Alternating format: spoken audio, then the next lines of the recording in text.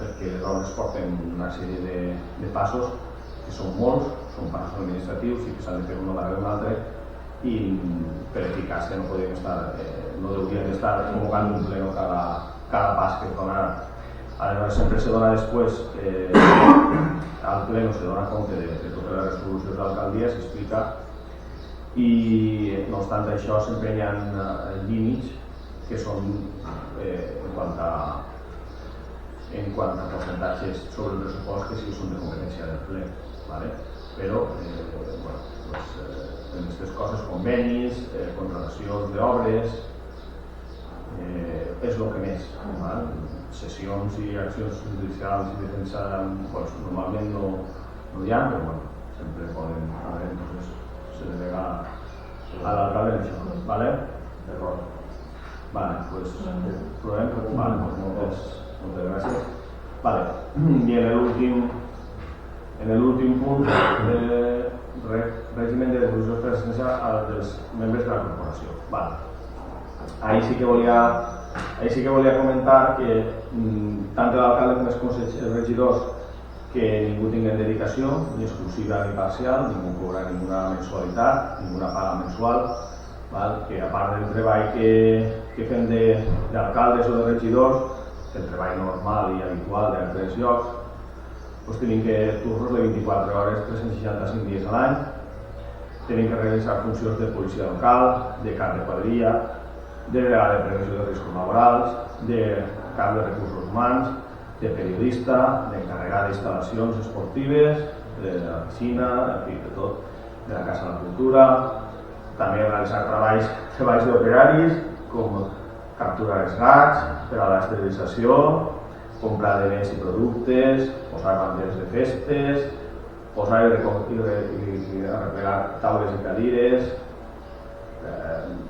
arrencar les mals grosses, podar, regar, canviar papereres, donar l'obra públic quan se'n va, vull dir, i podria seguir. Són unes tasques que es fan habitualment i que a banda de les tasques de l'alcalde de regidor normalment fem.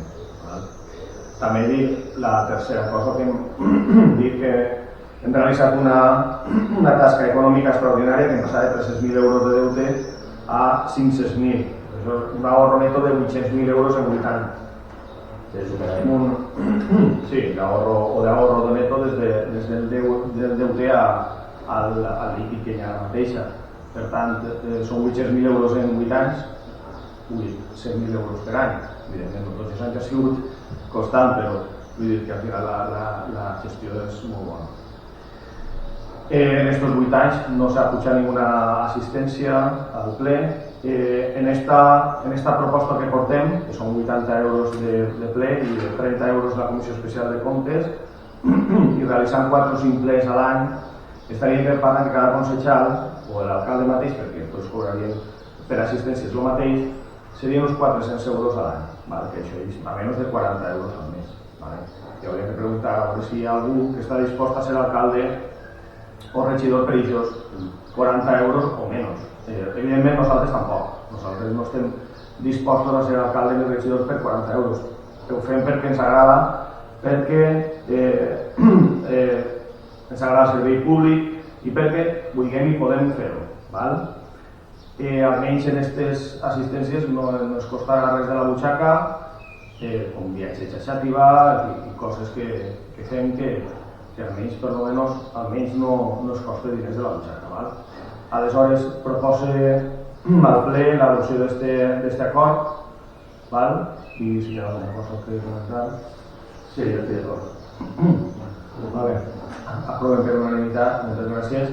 I al ser extraordinari ja no hi ha ni pregs i preguntes, s'alça la sessió i moltes gràcies a tots.